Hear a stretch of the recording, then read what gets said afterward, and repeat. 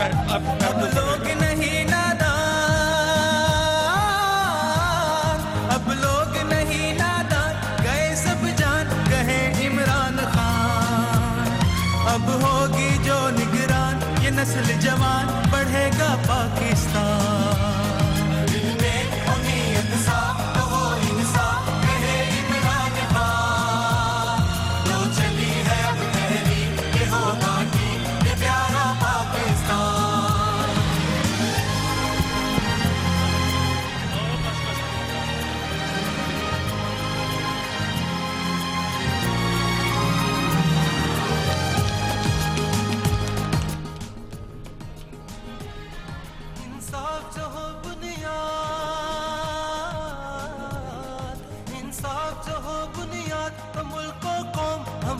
शाद रहे वो पाक ज़मीं मजबूत, बहुत मजबूत, तो हम आजाद रहे। इंसाफ जो हो बुनियाद तो मुल्क कौम हमेशा शाद रहे। वो पाक ज़मीं मजबूत, बहुत मजबूत, तो हम आजाद रहे। अब होगा हर इंसाफ, अब होगा हर इंसाफ। हमने देखा है कि बड़ा अहम खिताब है। इमरान खान ये बार बार हिदायत कर रहे हैं कि सब बैठ जाएं, लेकिन किसी किस्म का डिसिप्लिन यहां नजर नहीं आ रहा। डिसिप्लिन का मुसलसल फुकदान नजर आ रहा है। एक बड़ा फैसला तहरीक इंसाफ के चेयरमैन इमरान खान की जानिब से आना है। पार्टी कन्वेंशन से यह खिताब है, जिसके बाद रायवंड मार्च के सिलसिले में भी आज एक बड़ा फैसला होना है। तारीख दे दी गई है और इसकी स्ट्रेटेजी क्या बनाई जानी है ये देखना है। सबकी नजरें आज बनी गाला पर लगी हुई है। इमरान खान हतमी तारीख का ऐलान आज करने वाले हैं अब से कुछ देर तक, और ऐसे में इमरान खान का यह कहना है कि तमाम डिसिप्लिन के साथ अपनी सीटों पर बैठ जाएं। कुछ देर में एक बड़ा ऐलान होने वाला है। रही बात मार्च की, तो तमाम तैयारियां जारी हैं। मुमकिन हुकूमती मज़ामत का मुकाबला करने के लिए भी टीमें तश्कील दे दी गई हैं। ताहम अंदरूनी इख्तलाफात और पार्टी के मरकजी एडिशनल जनरल सेक्रेटरी के इस्तीफे के बाद लग ऐसा रहा है कि जैसे PTI का कुछ मुश्किलात हैं, और इन्हीं मुश्किलात का अहाता करते हुए इमरान खान ने अब से कुछ देर तक ये कन्वेंशन से खिताब करना है। इमरान खान सबको खामोश रहने का और अपनी अपनी सीटों पर बैठने का मशवरा दे रहे हैं। तहरीक इंसाफ जो पिछले कई दिनों से हुकूमत के खिलाफ रावण मार्च की तैयारियों में मसरूफ है। मजीद जान लेते हैं, बात कर लेते हैं अपने नुमाइंदे आबिद मलिक से। जी आबिद मलिक, बताइएगा।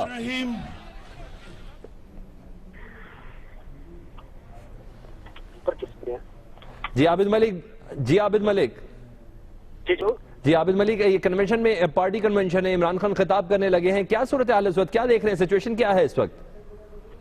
जी देखिए, इमरान खान अब से कुछ देर पहले यहाँ पर कन्वेंशन में पहुंचे हैं और तहरीक इंसाफ के तमाम रहनुमा जिनमें जहांगीर असद उमर, आबिद हमारे साथ रहिएगा। इमरान खान खिताब कर रहे हैं, वो सुन लेते हैं।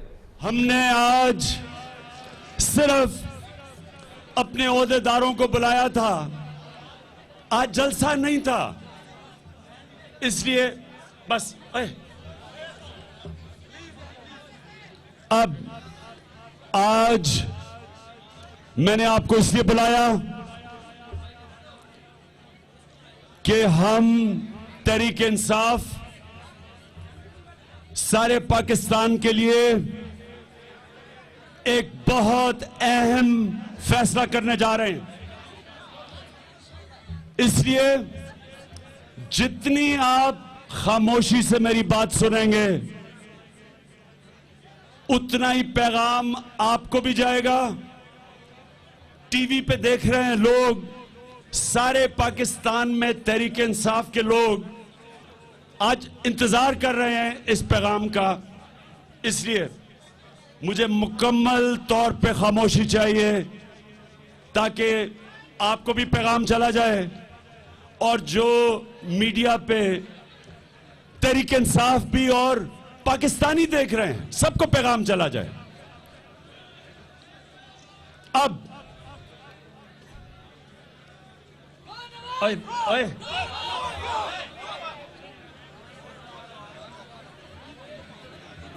गो नवाज गोई करने आया हूं, लेकिन मेरी गौर से अभी आपने बात सुनी है। अच्छा जी, सबसे पहले अब थोड़ी खामोशी हो जाए, बस चुप। सबसे पहले आज पाकिस्तानियों के सामने दो रास्ते हैं, हम सबके सामने दो रास्ते हैं। एक रास्ता जो स्टेटस को हमें हर रोज सबक पढ़ाता है कि एक वो रास्ता है, और वो ये कि हम चुप करके 2018 की इलेक्शन की इंतजार करें, पनामा भूल जाएं, अरबों रुपए की करप्शन जो पनामा में पकड़ी गई, चुप करके भूल जाएं, इनको मुल्क के ऊपर डाका मारने दें, सारे इदारे तबाह करते रहें, सारे मुल्क के जमहूरी इदारों का ये कत्ल करते रहें, अपने दरबारियों को उन इदारों के ऊपर बैठा दें। एक कानून एक आम पाकिस्तानी के लिए और दूसरा कानून इस मुल्क के ताकतवर डाकुओं के लिए। सिर्फ जेलों में आम लोग जाएं, गरीब आदमी जाए, मस्कीन जाए, बेरोजगार जाए और प्राइम मिनिस्टर बन जाए मुल्क का सबसे बड़ा डाकू।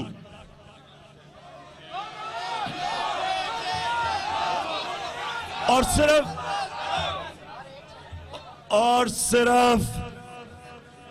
सिर्फ यही नहीं कि वो प्राइम मिनिस्टर बन जाए, वो पैसा चोरी करे, उसका खानदान पैसा चोरी करे, उनके बच्चे सारे अरबोपति बन जाएं, उनके वजीर पैसा बनाएं, उनके बड़े बड़े कब्जा ग्रुप जो उनकी जमातों में हैं, वो बेचारे कमजोरों को उनकी जमीनें लूटें।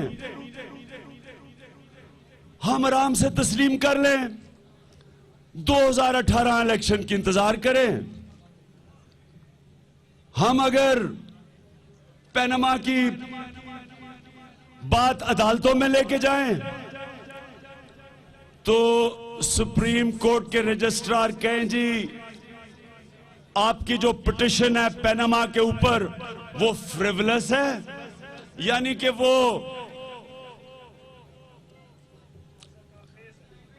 मजाका खेज है, यानी दुनिया के अंदर इंकशाफ हुआ, हमने तो नहीं किया। और उस इंकशाफ में ये नहीं कि कोई शक है, साबित हो गया कि प्राइम मिनिस्टर ने अरबों रुपया यहां से चोरी करके अपने बच्चों के नाम पे बाहर कंपनीज बनाई और उनके पीछे अरबों रुपए की प्रॉपर्टी छुपा दी। और हम जो ऑपोजिशन है, हम जब उसकी बात करें तो हमें यह कहा जाए कि जनाब आप जमहूरियत को खतरे में डाल रहे हो। हमें यह कहा जाए कि जी बाकी सारी ऑपोजिशन भी चोर है।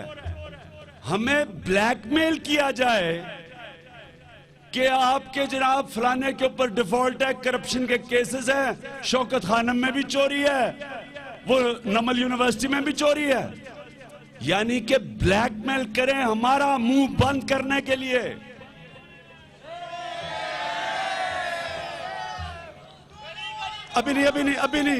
अभी नहीं सुनो, बरतानिया के अंदर हकीकी जमहूरियत थी, पार्लियामेंट की प्रोसीडिंग चलने नहीं दी जब तक प्राइम मिनिस्टर बरतानिया के जवाब नहीं दिया पार्लियामेंट को। आइसलैंड का प्राइम मिनिस्टर जवाब नहीं दे सका। आइसलैंड की आवाम जिंदा कौम है, सड़कों पे निकली और प्राइम मिनिस्टर ने रिजाइन किया। मगरिब के अंदर, अब ये जरा गौर से सुने तहरीक इंसाफ, क्योंकि आपने ये मेरा आज पैगाम सारे पाकिस्तान में लेके जाना है। मगरिब के अंदर एक बरतानिया का प्राइम मिनिस्टर मैकमिलन झूठ बोलता है, उसको इस्तीफा देना पड़ता है। क्यों? क्योंकि उस मुल्क के जमहूरी इदारे इतने मजबूत हैं कि उसको पता है कि अगर ये अदालत में चला गया तो मुझे जलील करके अदालत निकालेगी, पहले ही इस्तीफा दे देता है। अमेरिका का प्रेसिडेंट रिचर्ड निक्सन झूठ बोला, पकड़ा गया। मामूली चीज के फोन टैप कर रहा था। हमारे तो सारों के फोन टैप होते हैं, कोई पूछता भी नहीं है। एक जगह कोई मैं बात कर रहा हूं डॉक्टर अलवी से, तो वो भी टीवी पे चल गया। तो कोई तो टैप कर रहा था, यहां तो कोई उसको गुनाह ही नहीं समझा जाता। उधर फोन टैप करने पे दुनिया के सबसे ताकतवर मुल्क के सदर को रिजाइन करना पड़ा। क्यों उसने रिजाइन किया?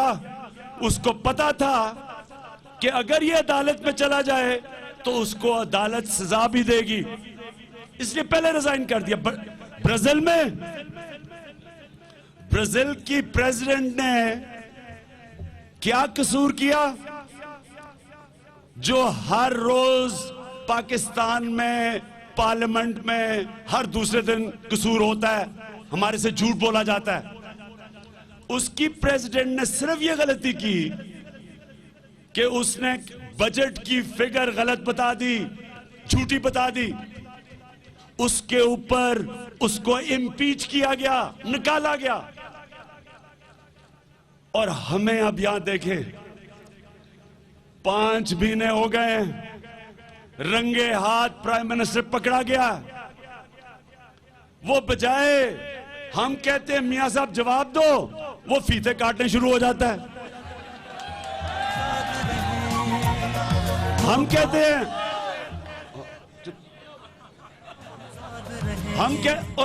एक मिनट अभी सुने जरा। हम कहते हैं कि नवाज शरीफ बताओ कि ये पैसा बाहर गया कैसे? वो एक ही मोटरवे के दूसरी तरफ फीता काट देता है। हम कहते हैं मियां नवाज शरीफ ये बताओ। हम ये कहते हैं नवाज शरीफ कि जो आपने जब ये लंदन के फ्लैट अरबों रुपए के लिए थे, इसकी एक होती है परचेज डीड। जब आप खरीदते हैं तो एक डॉक्यूमेंट साइन करते हैं सोलिसिटर के साथ। हमने कहा नवाज शरीफ हमें वो दिखा दो। वो 3 श्रीलंका से किराए पे जहाजों का इफ्तिताह करना शुरू कर देता है। नवाज शरीफ, क्या आप हम सबको बेवकूफ समझते हैं कि ये कौम तुम्हारे फीते काटने से भूल जाएगी कि आपने और आपके बच्चों ने अरबों रुपए की चोरी की है? हमने इलेक्शन कमीशन के पास गए, लंबी लंबी तारीखें देने शुरू हो गए। अब इलेक्शन कमीशन देखें 28 को तारीख लगी हुई है। जो अब तक इलेक्शन कमीशन का रिकॉर्ड रहा है, मैं अपने सारे आज पाकिस्तानियों को कह रहा हूं, हमें कोई उम्मीद नहीं है। इसी इलेक्शन कमीशन के खिलाफ अभी तो नए मेंबर आए हैं। ये सरदार रजा जब थे और 3 कमिश्नर थे, 4, तो इसको ऊपर पाकिस्तान की जुडिशल कमीशन ने 40 फाइंडिंग ढूंढी कि जो इनकी खामियां थी, जिसमें एक ये था कि 2.5 करोड़ बैलेट गायब हो गई थी। एक आदमी इस इलेक्शन कमीशन ने नहीं सजा दी, एक आदमी को नहीं पकड़ा। हमने 4 हल्के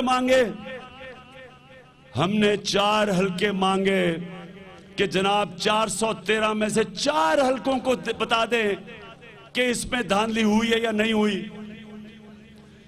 2.5 से 3 साल लग गए। 5 साल की तो टर्म है। 2.5 से 3 साल के बाद पता चला चारों के चारों हल्कों में धांधली हुई। मैं सरदार साहब आपसे सवाल पूछता हूं, आप पाकिस्तान के टैक्स के पैसे से आपकी तनख्वाह जा रही है, इसलिए मैं आपसे सवाल पूछ सकता हूं। रजा साहब मुझे यह बताएं कि क्या एक आदमी भी जिम्मेदार नहीं था? इतना बड़ा जुर्म हुआ, लोगों का मैंडेट चोरी हुआ, इलेक्शन जैसा आपने करवाया। कोई बनाना रिपब्लिक में भी ऐसा इलेक्शन नहीं होता, और आपने एक आदमी को सजा नहीं दी। इससे हम क्या समझते हैं? इससे हम ये समझते हैं कि आपने और नून लीग ने, इलेक्शन कमीशन और नून लीग ने मिलकर इलेक्शन लड़ा था। नून लीग ने, नवाज शरीफ ने अंपायरों को साथ मिला के इलेक्शन लड़ा था 2013 का। तो हम आपसे क्या उम्मीद लगाएंगे? एक सीधा सीधा केस है, इसमें तो एफआईआर इंटरनेशनली कट चुकी है। इंटरनेशनल यूनियन ऑफ जर्नलिस्ट ने इन्वेस्टिगेशन कर ली है। एक आदमी ने, जिनका नाम पनामा में आया है, एक ने नहीं कहा कि मेरे से कोई इन्होंने गलत किया। सबने कहा कि जो इन्होंने ढूंढा वो ठीक था, ऑथेंटिक था। तो इसमें कोई शक तो रहा ही नहीं है कि जब नवाज शरीफ प्राइम मिनिस्टर था 92-93 में, इसने अपने बच्चों के नाम पे कंपनीज बनाई जिनके पास कोई जरिया माश नहीं था।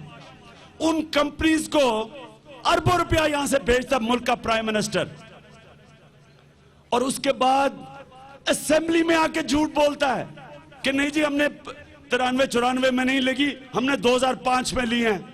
हमारे पास रजिस्ट्री है उनकी, हमें पता है कि ये 2005 में नहीं ली गई। 98 में मैंने इन अपार्टमेंट्स के बाहर पहली दफा एहतजाज किया था लंदन में मेफेयर पे। क्यों किया था? ये नहीं कि हमें फिक्र नहीं है चादर और चार दीवारी की, ये कि मुल्क का प्राइम मिनिस्टर अरबों रुपए की प्रॉपर्टीज बाहर लेके बैठा जो उसने डिक्लेयर नहीं की। इसका मतलब इस मुल्क के करप्शन का पैसा था। ये मेरा हक है कि मैं एहतजाज करूं बाहर। बर्तानिया में हर दूसरे दिन 10 डाउनिंग स्ट्रीट प्राइम मिनिस्टर के घर के बाहर एहतजाज होता है। व्हाइट हाउस के बाद अमेरिका एहतजाज होता है। तो मेरा हक पहुंचता था एहतजाज करूं 98 में, और नवाज शरीफ कहता है 2005 में मैंने लिए हैं। तो इलेक्शन कमीशन से हमें क्या उम्मीद होगी अभी देख लेंगे 28 तारीख को। उसके बाद नैब, अब नैब, इनका काम था जैसे ही इंकशाफात हुए नैब को नोटिस देना चाहिए था नवाज शरीफ को। क्यों नहीं दिया? क्यों नहीं दिया आपने? नैब के चेयरमैन आप, हमारे टैक्स के पैसे पे आपकी तनख्वाह मिल रही है। सुप्रीम कोर्ट ने आपके मुतल्लिक कहा कि 2 लाख और 4 लाख वाले की चोरियों की आप उनको तो पकड़ते हैं, तो ये बड़े बड़े डाकू अरबों रुपए की चोरी उनको क्यों नहीं पकड़ते? और ना ही ये पकड़ेंगे। अगर ये पकड़ते तो जब से नैब बनी पाकिस्तान में करप्शन कम होनी चाहिए थी, बजाय कम होने के करप्शन बढ़ चुकी है। अब होगा हर इंसाफ कहे नैब खुद कहती है, नैब के मुताबिक दिन की करप्शन 12 अरब रुपया है। 12 अरब रुपया। इसका मतलब कि साल की करप्शन जितना टोटल पाकिस्तान का टैक्स का पैसा इकट्ठा होता है, सारों के ऊपर हर चीज पे टैक्स, 17% जीएसटी, ज्यादा दुनिया में सबसे ज्यादा जीएसटी है। हर चीज पे, पेट्रोल पे टैक्स, डीजल पे टैक्स, फोन के ऊपर टैक्स, हर चीज पे टैक्स। एक मिनट अभी नहीं, अभी सुनो। ये जो सारा टैक्स लोगों की कमर तोड़ के इकट्ठा किया जाता है, उससे ज्यादा पाकिस्तान की सालाना करप्शन है। अब ये करप्शन कौन करता है? करप्शन तो वो करता है जो इक्तदार में होता है। करप्शन तो वो करता है जिसके पास फंड्स होते हैं, फंड्स गवर्नमेंट के पास होते हैं। इसका मतलब ये गवर्नमेंट में आके हर साल की जो करप्शन है वो 3,500 अरब रुपए से ज्यादा है। अब सोचे कि ये जो करप्शन है, इस करप्शन का पैसा इन्होंने लगाना है इलेक्शन पे। क्यों लगाना है? क्योंकि नवाज शरीफ को पता है कि अगर 2018 का इलेक्शन वो हारा, वो जेल में जाएगा। इसलिए ये जो सारा करप्शन का पैसा ये बना रहे हैं, इसका एक बड़ा हिस्सा ये जाएगा इलेक्शन खरीदने में। जिस तरह इसने 2013 की इलेक्शन खरीदी थी। ये जो करप्शन और धांधली है, ये साथ साथ जाते हैं। मुझे यह बताएं, एक ईमानदार आदमी है, वो मुल्क की खिदमत करना चाहता है, वो क्यों धांधली करके आएगा? धांधली करके तो वो आएगा जिसने इक्तदार में आके पैसा लूटना होता है। 2 नंबर आदमी धांधली करता है ना, वो इसलिए करता है कि उसने इलेक्शन में आके पैसा बनाना होता है। जिस आदमी ने इंसानों की खिदमत करनी होती है, वो धांधली क्यों करेगा?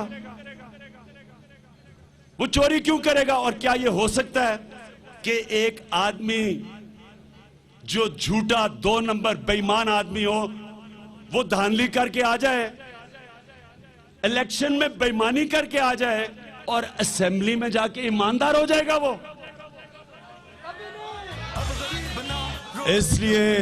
इसलिए ये जो हमें लोग दर्श देते हैं कि जनाब आराम से 2018 की इलेक्शन की इंतजार करो। इमरान खान बड़ा इंतशार पसंद है। देखें जी, उसको शौक है प्राइम मिनिस्टर बनने का। ये जो लोग हैं, मेरी आज सब मैं आप तहरीक इंसाफ और पाकिस्तानियों को बता रहा हूं, ये वो लोग हैं जो स्टेटस को बरकरार रखना चाहते हैं। ये वो लोग हैं जो करप्शन से फायदा उठा रहे हैं। ये वो लोग हैं जो अपने जमीरों का सौदा कर बैठे हैं।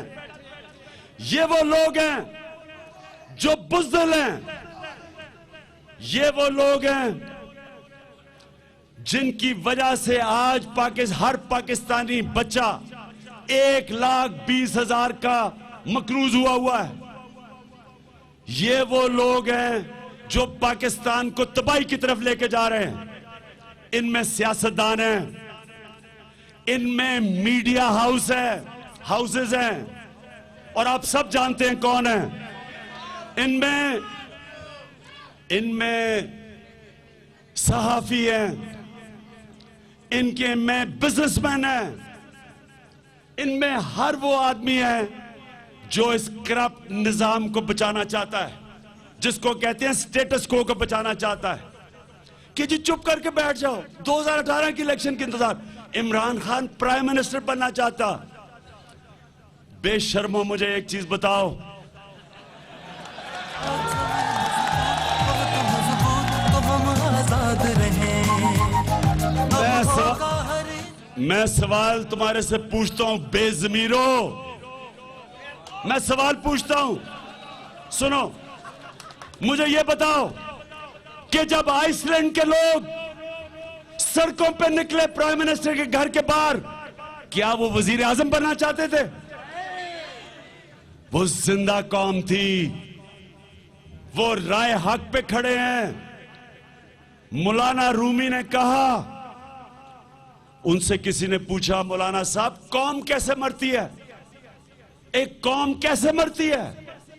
मौलाना रूमी ने कहा, जब एक कौम अच्छे और बुरे की तमीज खत्म करती है, वो मर जाती है। यानी कि मौत माशी तौर पे बाद में आती है, पहले अखलाकी तौर पे कौम मरती है। नवाज शरीफ ने सिर्फ ये नहीं किया कि इस मुल्क का पैसा लूटा है, उसने सिर्फ ये नहीं किया कि उसने हमारी जमहूरियत तबाह की है, जमहूरी इदारे खत्म करके।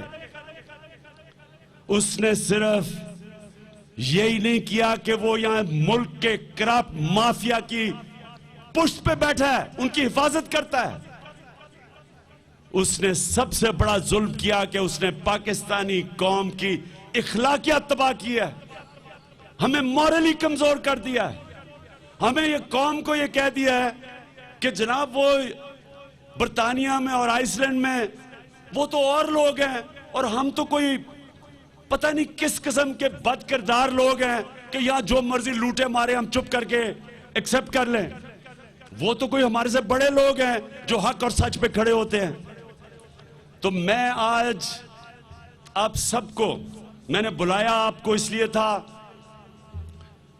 कि हमारे पास एक रास्ता तो ये है कि चुप करके बैठे रहें, भेड़ बकरियों की तरह लुटते रहें, मासूम मस्कीन बने रहें, ये लूटते रहें, बारियां लेते रहें, अपने बच्चों को तैयार करें और बादशाह कायम कर दें।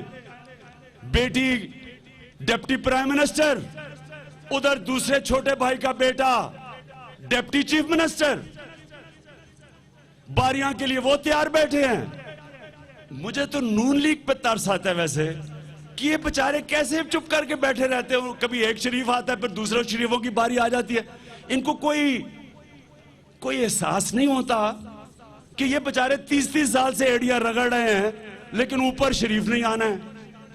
ये कौन सी जमहूरियत है? कभी ना इलेक्शन करवाया पार्टी में, और नवाज शरीफ अब बाहर जाएगा, फिर से चला गया। मैं तो कहा था उसको ECL पे डालो, फिर से बाहर चला गया। अब मरियम बीबी वहां बैठ जाएगी प्राइम मिनिस्टर हाउस। कोई नून लीग वाले ओहदेदारों को दिल में कुछ नहीं होता कि देखो वो एक ना उसका कोई ओहदा, ना इलेक्शन, ना कुछ, और शहजादी बैठ गई जाके वहां।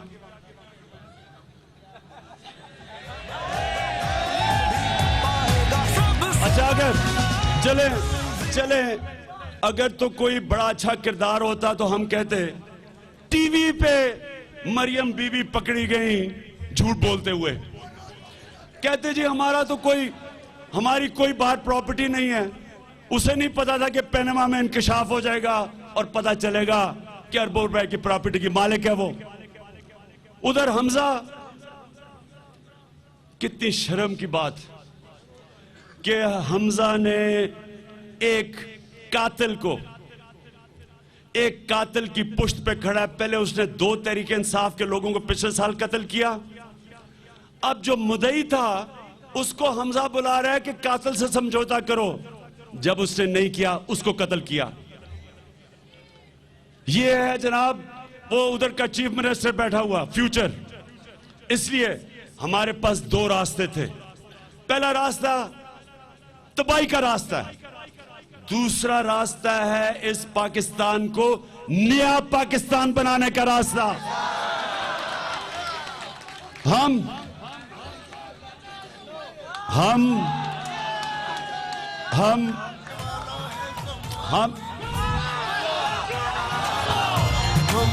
सबका है ईमान, करें मिलके सब ऐलान बनेगा।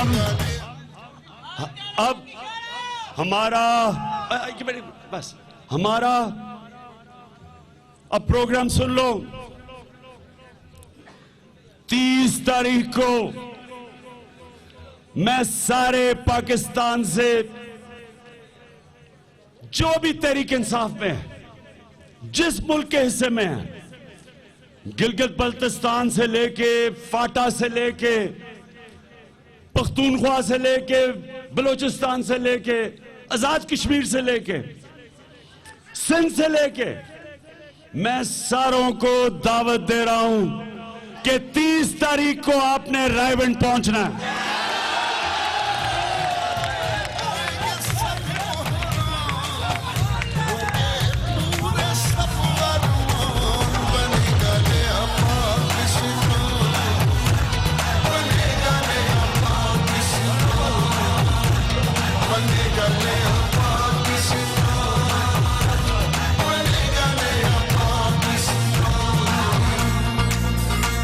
अच्छा सुनो, अभी तो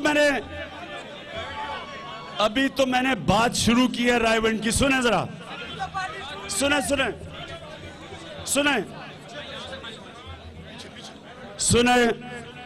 अच्छा जी, मैंने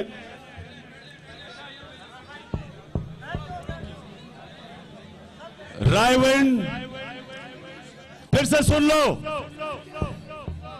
रायबंद किसी के बाप की जागीर नहीं है। और एक मिनट बात तो करने दो।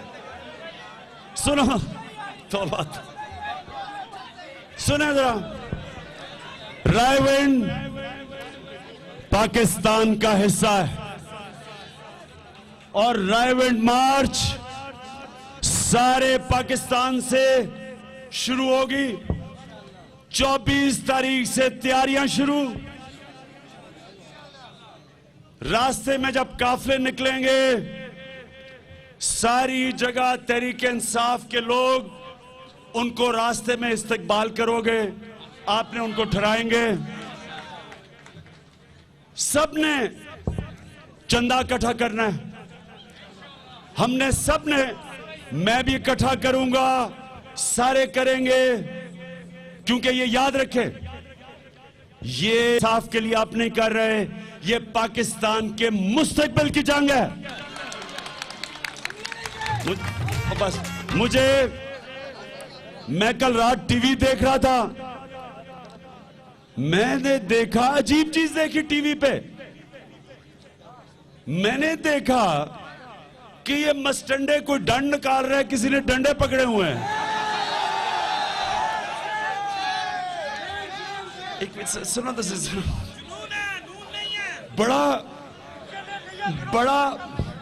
बड़ा डराने की कोशिश कर रहे थे मुझे। मैंने जो सीन देखे इनके, तो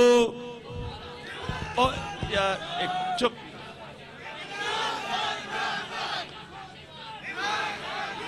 मैंने जब ये सीन देखे, सुनो सुनो सुनो, मुझे याद आ गया जब लाहौर में मैं जिमखाना के लिए क्रिकेट खेलता था। वहां क्या होता था, मैं जब छोटा होता था तो मैच से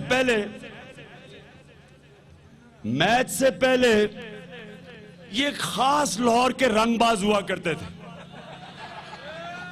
मैच से पहले बड़ी बड़ी बड़के लगाते थे, मथे रंग देंगा, और मैं कल्ला ही काफियां। तो सुनो, तो जब मैच शुरू होता था और मुकाबला जब सख्त होता था, सबसे पहले ये रंगबाज दुम दबा के भागते थे। मैं कल बड़े डोले देखे, इनके डंड निकाल रहे थे। मैं इनसे सवाल पूछता हूं कि जब जनरल मुशर्रफ ने 2008 में जब नवाज शरीफ इस्लामाबाद एयरपोर्ट पे आया और धक्के मार के नवाज शरीफ ने उसको वापस जद्दे भिजवाया, किधर थे ये रंगबाज? सड़के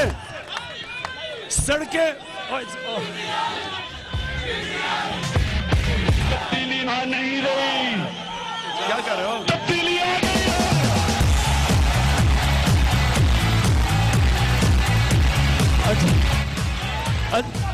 बस अच्छा सुने मैं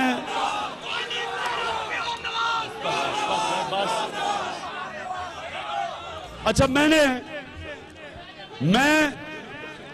उस दिन एयरपोर्ट पे था जब नवाज शरीफ आया, खाली सड़कें, कोई नजर ही नहीं आ रहा, गुल्लू सारे दुम दबा के बिल्लों में घुसे हुए थे। अब मेरा बड़ा मुतबाना किस्म की दरखास्त है आपसे। ये जो डंडे वाले थे ना, मेरी मुतबाना सी दरखास्त है। देखो बस मेरी दरखास्त ये है कि देखो, हम 20 साल से जब भी सड़कों पे निकले हैं, पुरअमन रहे हैं। हमने धरना किया 126 दिन, हम पुरअमन रहे। हमने अभी लाहौर निकले, इस्लामाबाद निकले, कभी भी तहरीक इंसाफ कानून की खिलाफ वर्जी नहीं करती, हम पुरअमन रहते हैं। मैं ये गुल्लुओं को एक छोटा सा, मेरी मुतबाना सी रिक्वेस्ट है, मान जाएं। देखें कोई शरारत ना करना, क्योंकि बड़ी मार पड़ेगी तुम्हें। चलो इमरान के साथ, चलो चलो इमरान के साथ, चलो चलो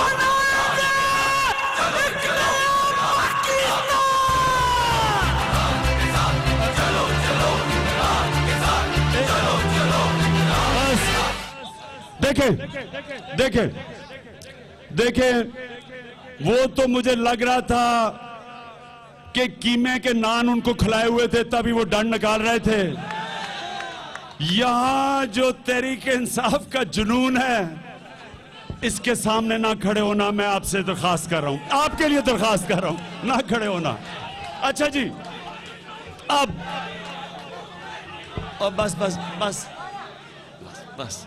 अच्छा,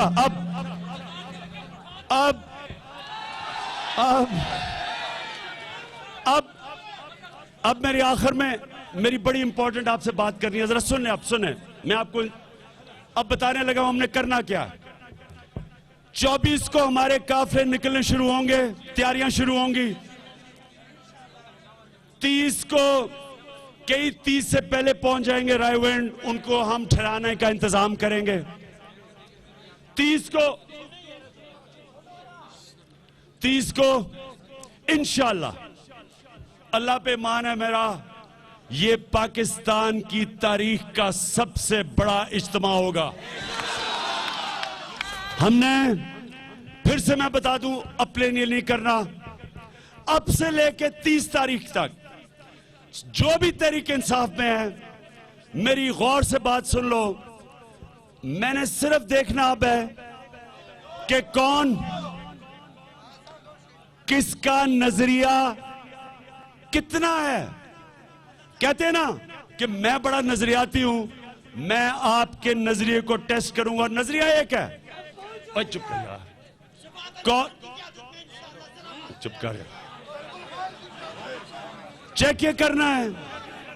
नजरिया ये है कि कौन पाकिस्तान से प्यार करता है,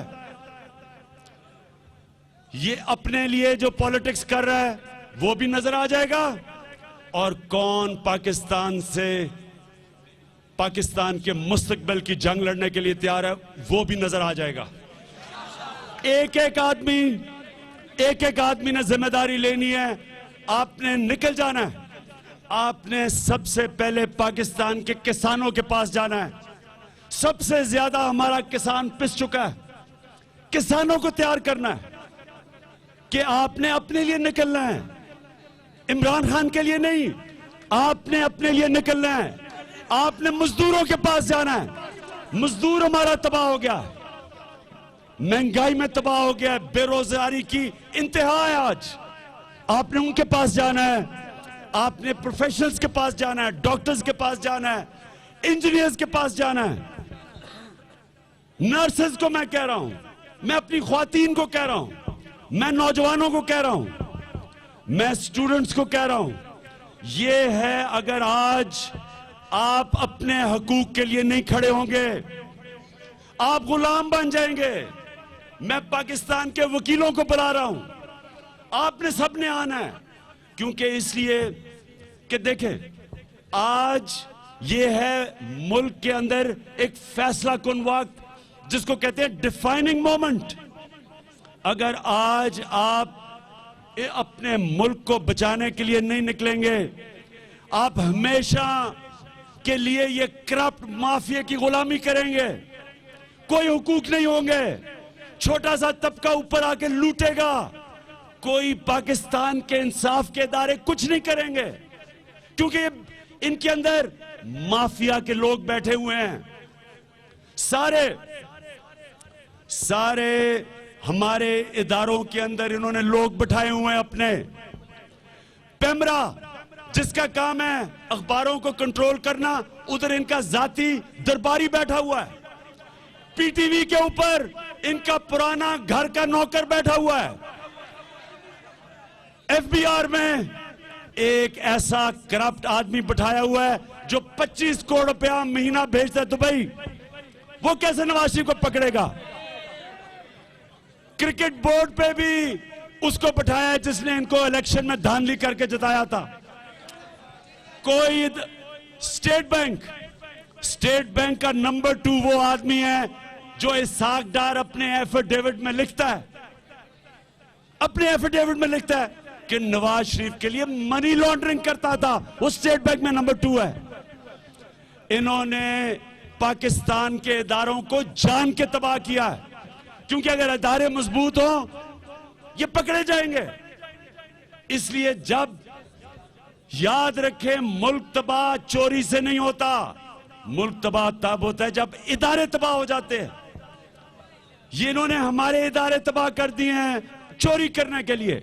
और अगर ये वक्त है स्टैंड लेने का, इदारों को पैगाम देने का, इदारों को बताने के लिए कि देखें, हम पाकिस्तानी कौम आपकी तनख्वाह देते हैं, हमें इंसाफ चाहिए, और जब तक इंसाफ नहीं मिलेगा ये ना समझें कि रायविंड के बाद ये खत्म हो जाएगा मामला। पहले तो आप रायविंड बर्दाश्त नहीं कर सकोगे, लेकिन उसके बाद ये रुकेगा नहीं। कहते हैं जी लोग थक गए हैं, कहते हैं लोग थक गए। एक मिनट सुनो सुनो सुनो,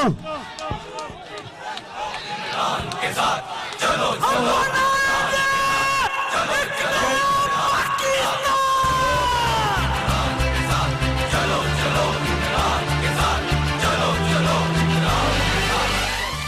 सुनो सुनो सुनो, कहते हैं लोग थक गए। और सुनो तो सही, पाकिस्तानी कौम सिर्फ तब थकेगी जब उनका कप्तान थकेगा, और कप्तान जब तक जिंदा है थकने वाला नहीं है।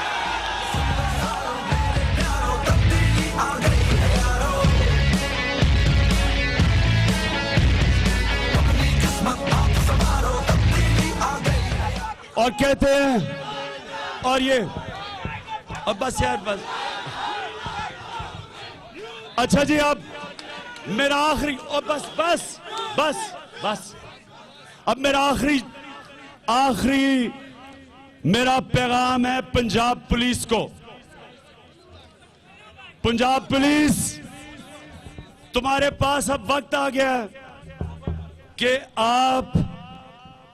क्या आप पाकिस्तान की पुलिस हैं या आप शरीफ खानदान के नौकर हैं? पख्तूनख्वा की पुलिस को देख लो। नून लीग के लोगों ने कहा कि पख्तूनख्वा में वो करप्शन बचाओ रैली करेंगे, नवाज शरीफ की करप्शन बचाने के लिए रैली करेंगे। मैं आपको आज कह रहा हूं कि पख्तूनख्वा की पुलिस उनको बिल्कुल नहीं रोकेगी। जब तक वो कानून नहीं तोड़ेंगे कोई नहीं रोकेगा उनको। मैं गारंटी देता हूं, जो नून लीग के लोग कह रहे हैं कि हम नवाज शरीफ की करप्शन बचाने के लिए निकलेंगे, बिस्मिल्लाह निकलें। हम आपके लिए, बल्कि मैं तहरीक इंसाफ को कहूंगा रास्ते में उनके लिए ठंडे पानी का भी इंतजाम कर देना। लेकिन अगर पंजाब पुलिस ने हमें रोका, पहले तो जितने भी काफले आ रहे हैं, जितने काफले आ रहे हैं, अगर किसी को रोका, पहले तो थोड़े थोड़े ना आना, पूरा काफला बना के आना। अगर किसी ने रोका, अपने साथ एक वकील रखना जो उनको बताए कि आइन के आर्टिकल 16, 17 और 19, 3 पाकिस्तान का आइन हमें इजाजत देता है पुरअमन एहतजाज के। ये हमारा राइट है, हमारा हक है। आप कानून तोड़ रहे हैं हमें रोकते हुए, और आपने किसी सूरत रुकने नहीं है, आपने रायविंड पहुंचना है। दूसरा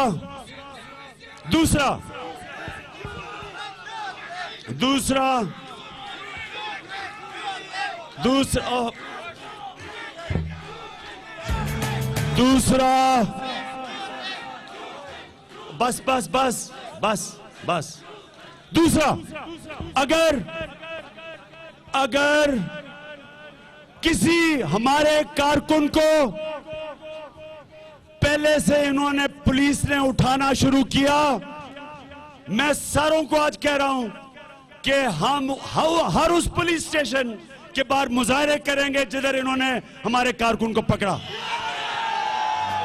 और मैं खुद शिरकत करूंगा उन मुजाहरों में, क्योंकि ये गैर कानूनी चीज है। तीसरी चीज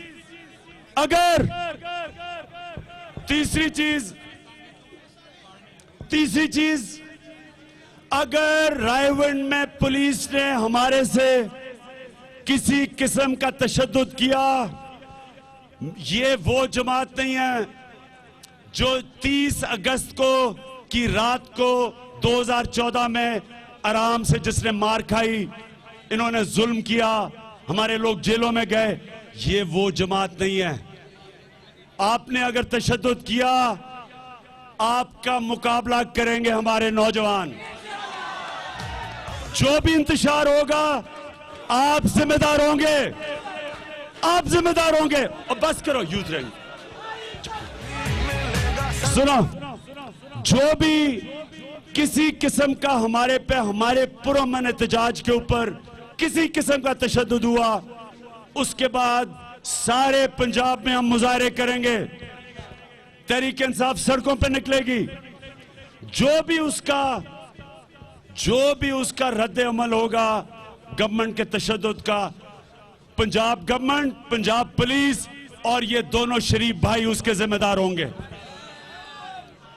हमारे वकीलों की पैनल बन गई है।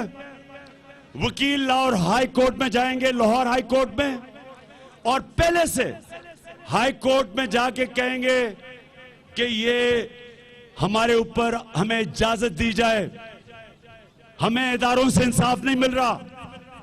जब हमें इदारे भी इंसाफ ना दें और हम पुरअमन एहतजाज करें तो हमारे पर तशद्दुद हो, हमारे पास कौन सा रास्ता रह जाएगा? कौन सा रास्ता रह जाएगा?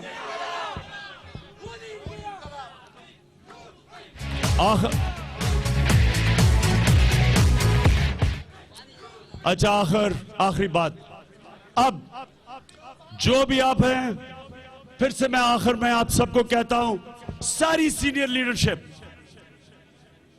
मेरे से लेके शाह महमूद कुरैशी, जहांगीर तरीन, सारे हमारे सीनियर रीजनल प्रेसिडेंट्स, मैं आज सबको आज कह रहा हूं, यूथ बड़ा शोर मचा रही है, यूथ को मैं कह रहा हूं, आईएसएफ को कह रहा हूं, लेबर को कह रहा हूं, ख्वातीन को कह रहा हूं कि ये है वक्त आपको साबित करने के लिए कि क्या वाकई आप सियासत पाकिस्तान के लिए कर रहे हैं या जाती मफादात के लिए कर रहे हैं।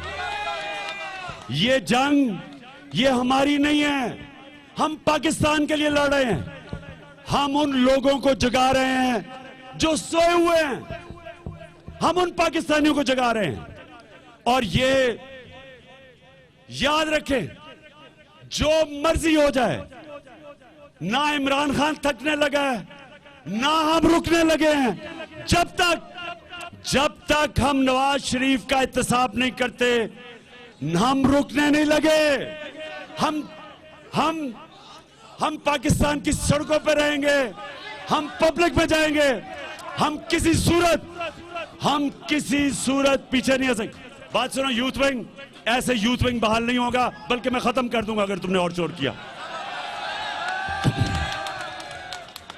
अब सारी पार्टी ने एक बनना है, सब ने इत्तेहाद होना है, क्योंकि हमने सब में, ये वक्त है कि कोई भी हमारे इख्तिलाफात हो वो खत्म करे, पार्टी एक बने और आज से निकल जाए पब्लिक में, लोगों को तैयार करें 30 तारीख का पाकिस्तान जिंदाबाद।